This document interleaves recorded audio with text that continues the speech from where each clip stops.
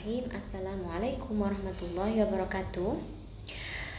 Halo guys, hari ini kita masuk di materi kimia analisis kelas 11 ya, tentang kompleksometri. Yang pertama, kompleksometri itu adalah suatu metode analisis volumetri berdasarkan pembentukan senyawa kompleks. Ya, sesuai dengan namanya, yaitu berdasarkan pembentukan senyawa kompleks, atau kita kenal dengan garam rangkai. Ya, rangkai ya, bukan rangkap. Dengan menggunakan larutan standar EDTA. Oke. Kemudian kita bahas tentang macam-macam garam. Ya, macam-macam garam itu ada netral, ada rangkap, ada rangkai. Yang dibahas pada kompleksometri adalah garam rangkai, ya. Nah, untuk garam netral ini seperti NaCl, ya, alias dia ini hanya dari satu macam senyawa saja. Misalnya NaCl, terus MgCl2, terus KCl, ya, intinya dia hanya terdiri dari satu senyawa. Sedangkan kalau garam rangkap itu dia dari kumpulan dari beberapa senyawa garam netral, ya. Contohnya di sini ada NH4 2 kali SO4 titik FeSO4 titik 6H2O. Ya, artinya di sini mereka gabungan antara dua macam garam, yaitu NH4 2 kali SO4 serta FeSO4. Gitu. Ya. Lalu untuk garam rangkai ini adalah senyawa kompleks, ya. Dia betul-betul berbeda dengan garam rangkap. Kalau garam rangkap itu sifat dari komponennya masih ada. Misalnya sifat dari amonium sulfat itu masih terasa gitu. Sifat dari FeSO4 juga masih ada. Tapi kalau sudah membentuk garam rangkai, maka sifat dari komponen penyusun itu sudah berubah total.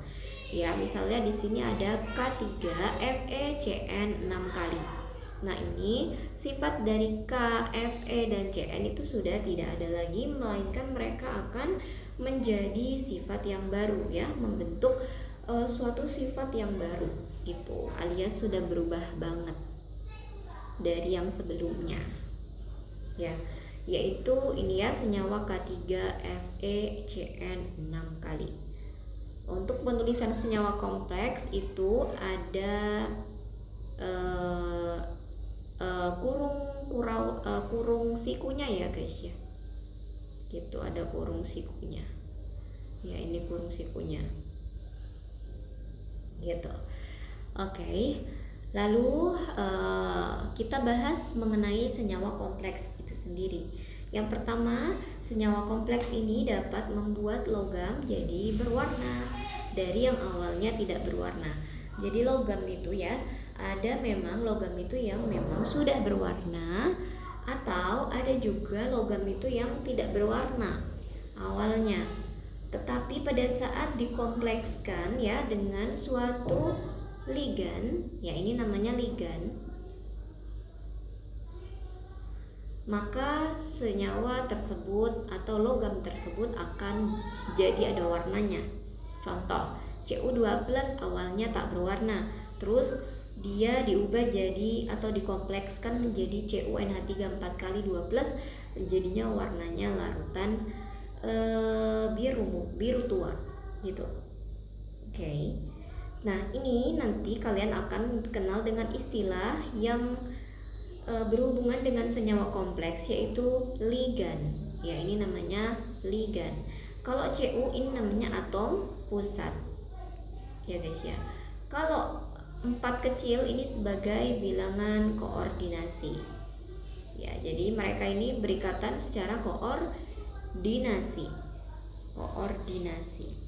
Gitu. Jadi ada 4 tangannya ya, yang membentuk ikatan koordinasi. Lalu 2+ yang di sini merupakan muatan dari senyawa kompleks itu sendiri. Ya, muatan senyawa kompleks. Oke. Lanjut, untuk macam-macam senyawa kompleks ya, macam-macam senyawa kompleks itu ada 3 ya guys ya. Ada kompleks kation ya, kompleks anion, dan kompleks netral. Kalau kompleks kation berarti senyawa kompleksnya bermuatan positif. Ya, kompleks anion juga berarti senyawa kompleksnya bermuatan negatif. Ini ya. Kalau netral berarti tidak bermuatan. Di sini nggak ada siapa-siapa. Gitu. Nah, kita bahas dulu untuk yang kompleks positif, yaitu kompleks kation. Maka ini sama kayak tadi ya, Cu ini adalah atom pusat, NH3 ini sebagai ligan, 4 sebagai bilangan koordinasi, dan 2+ sebagai muatan.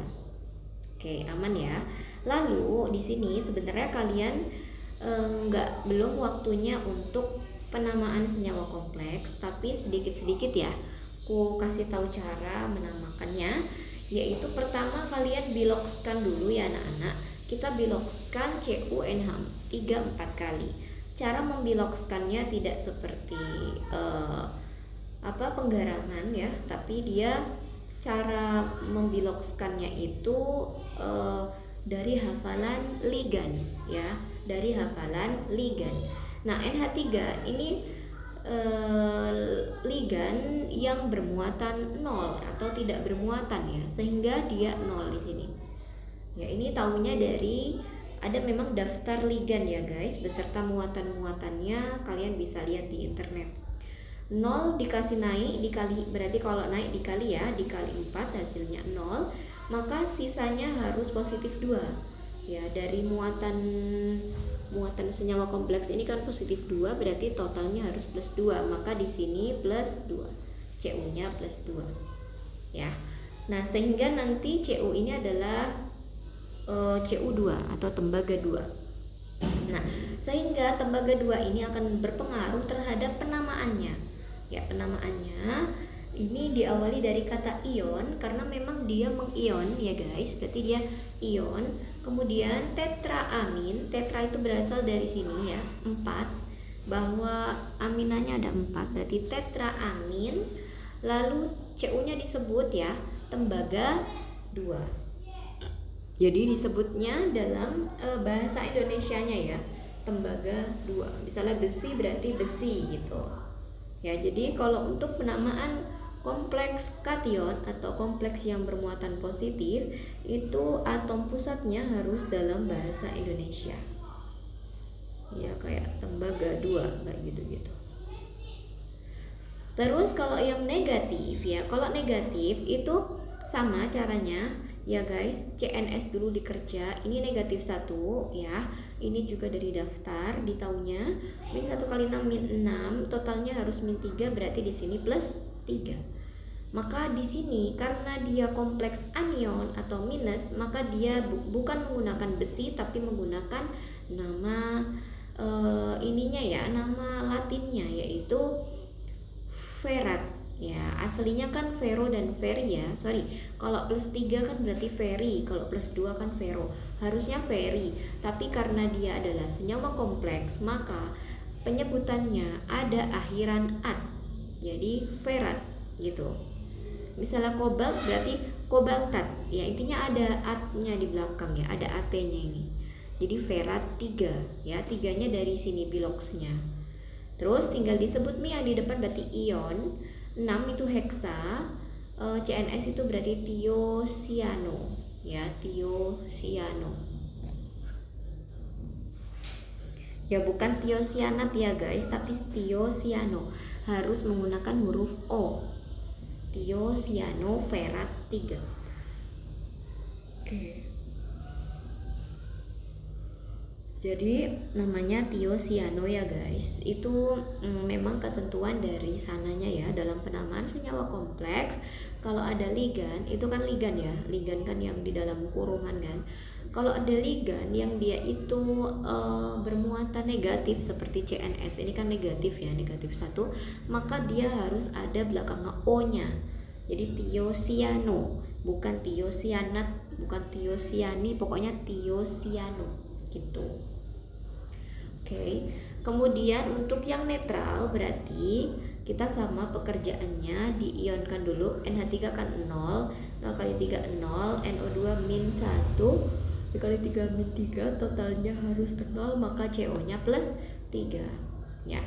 Nah kalau netral penamaannya sama kayak kompleks positif, yaitu pakai bahasa Indonesianya ya, atau intinya pakai nama aslinya ya, yaitu kobalt ya, dalam hal ini kobalt 3. Nah berarti nanti tinggal disebut aja, berarti triamin trinitro kobalt gitu guys ya. Jadi ini penamaannya bukan berdasarkan abjad ya, bukan triamin trinitro ini gara-gara A sama N, bukan, tetapi dia gara-gara sesuai dengan urutan ininya ya, kalau sesuai dengan urutan ligan. Maksudnya adalah ligan positif atau ligan netral harus disebut duluan, baru melanjut ke ligan negatif gitu.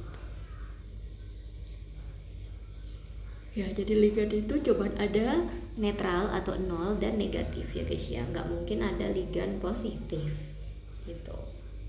Yang positif itu pasti atom pusat saja. Oke ya. Jadi triamin trinitro kobalt 3. Oke. Lanjut ke macam-macam ligan ya guys. Macam-macam ligan itu ada 4, ada mono, ada bi, ada tri, ada heksa. Monodentat, bidentat, tridentat, dan heksadentat. Kalau mono berarti hanya bisa mengikat satu, misalnya dia NH3, NO2, CNS, H2O. Ya. Kayak gitu-gitu yang simple-simple itu adalah monodentat. Kalau bidentat itu sudah rempong ya, bisa mengikat 2 tangan, contohnya adalah etilen diamin. Oke, kemudian untuk tridentat itu ada berarti bisa mengikat 3 ya, contohnya adalah etilen triamin. Jadi diamin sama triamin. Terus kalau yang 6 heksadentat ini yang kita pakai di komplekso, yaitu EDTA, etilen diamin tetraacetic acid gitu. Oke, lanjut ke kemantapan senyawa kompleks. Kemantapan senyawa kompleks ini bergantung banget sama KST ya guys, atau tetapan kestabilan ya. Tetapan kestabilan ini adalah bila senyawa punya nilai KST yang tinggi, maka senyawa kompleks tersebut akan stabil ya, makin stabil makin mantap. Sehingga apa efeknya? Titrasinya tentunya semakin baik ya, karena dia stabil jadi titrasinya tidak terganggu gitu. Nah kemudian yang berikutnya adalah komplekson ya. Komplekson ini adalah zat yang mengikat atom pusat, atau kita juga bisa sebut sebagai ligan ya, komplekson atau ligan lah ya ini ya. Ya, zat yang dapat mengikat atom pusat ya tentunya ligan ya. Dalam hal ini kalau komplekson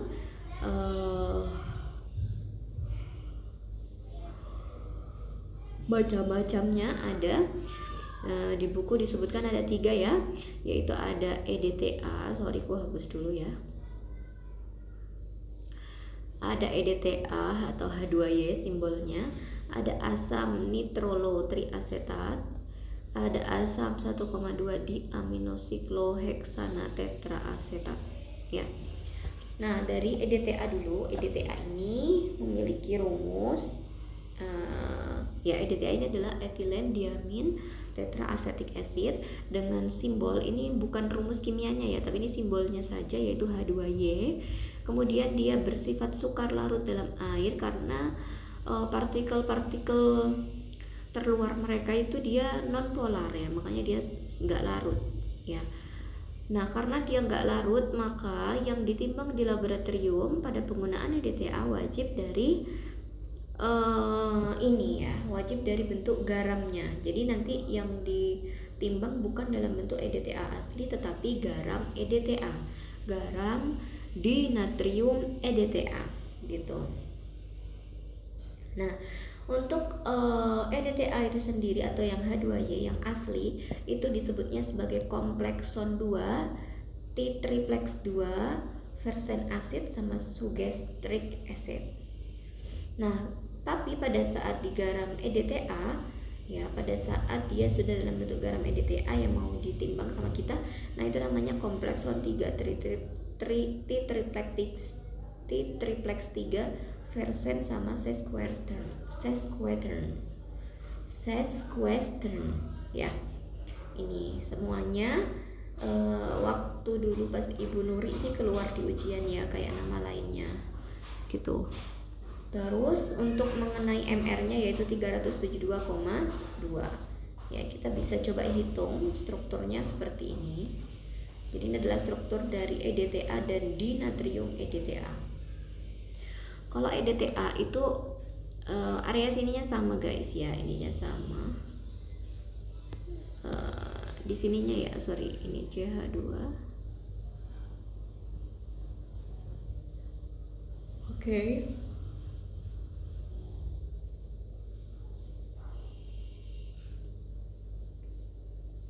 Nah, di sini dari segi CH2NN sudah sama.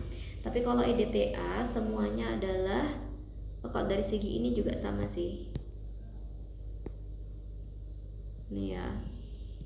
CH2-nya sama semua. Yang beda adalah COO-nya. COO satunya Na, satunya H gitu. Kalau EDTA structure yang asli itu COOH semua guys, keempat-empatnya. Tapi kalau yang di natrium EDTA yang kita pakai itu dia ada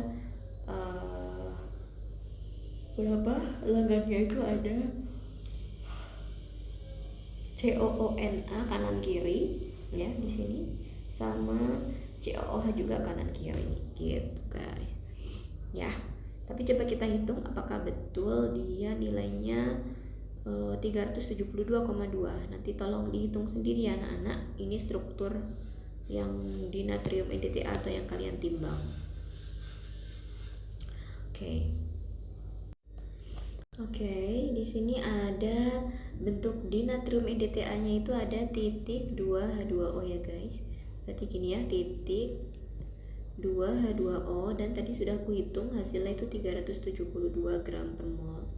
Ya inilah yang kalian timbang ya dalam pembuatan larutan standar EDTA, harus pakai di natrium EDTA 2H2O gitu. Oke guys, lanjut lagi berikutnya, jangan lupa strukturnya juga dihafalkan karena waktu Ibu Nuri kemarin ada tapi nggak tahu ya kalau Pak Aan ya. Oke, lanjut berikutnya untuk pengaruh pH.